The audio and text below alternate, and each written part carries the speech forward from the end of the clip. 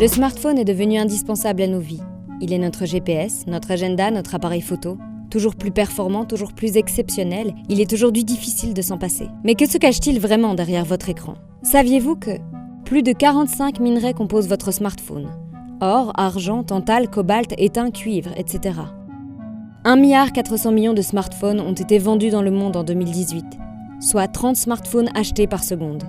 Un Belge change de téléphone tous les 18 mois en moyenne et produit 25 kg de déchets électroniques et électriques par an. Plus de 50% des gaz à effet de serre mondiaux proviennent de l'exploitation industrielle des ressources naturelles. Beaucoup de ces métaux viennent de là.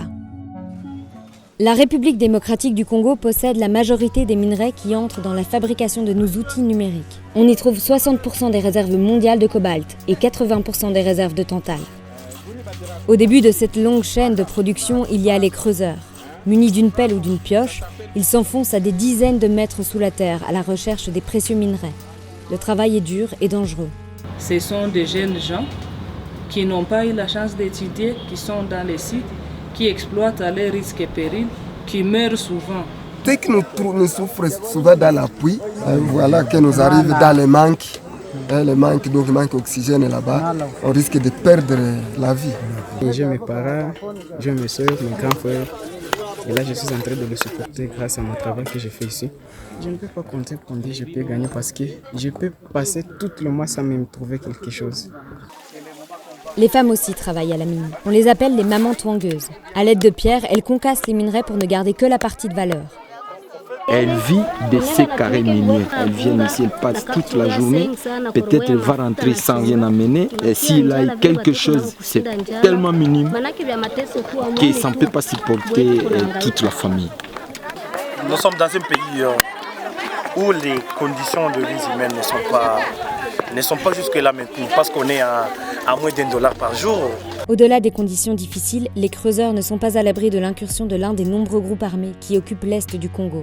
Depuis 20 ans, ceux-ci profitent du commerce des minerais pour s'acheter des armes et asseoir leur domination. Pillage, enlèvement, viol, meurtre sont leurs moyens d'action. Les populations sont souvent forcées de fuir leur village. Malheureusement, au lieu d'améliorer les conditions de vie de personnes, les ressources servent plutôt à alimenter la guerre parce que les groupes armés sont dans les carrés miniers. Les minerais de sang, c'est tous ces minerais que nous avons en RDC qui est exploité sans traçabilité, qui est exploité avec conséquences sur le corps de nos sœurs, de nos femmes, de nos filles, de nos grand-mères, en fait de tout ce que nous avons comme valeur sacrée. C'est comme ça qu'on les avait emportés dans la forêt. Ils ont fait une semaine là-bas et c'est comme ça qu'on a abusé d'elles sexuellement tous les jours pendant une semaine. Donc c'est comme ça que, donc c'est comme si on peut dire que c'est rebelles qui se sont partagés les femmes. La matière première qui fabrique presque beaucoup d'appareils numériques et autres électroniques provient d'ici. Ces minerais maudits ne se trouvent pas uniquement dans nos smartphones, mais aussi dans nos tablettes, ordinateurs, machines à café, voitures. Les technologies dites vertes, telles que les éoliennes, les voitures électriques, les panneaux solaires, reposent également sur une utilisation massive de métaux rares non renouvelables. En tout, 2 milliards de tonnes de métaux sont consommées chaque année dans le monde, l'équivalent de 500 tours Eiffel par jour. Le numérique, bien qu'en apparence immatériel, pollue autant que le transport aérien. Face à cette problématique, la transition écologique sera durable ou ne sera pas. Elle doit être absolument réfléchie au regard de la situation dans les pays producteurs et de la disponibilité limitée des ressources.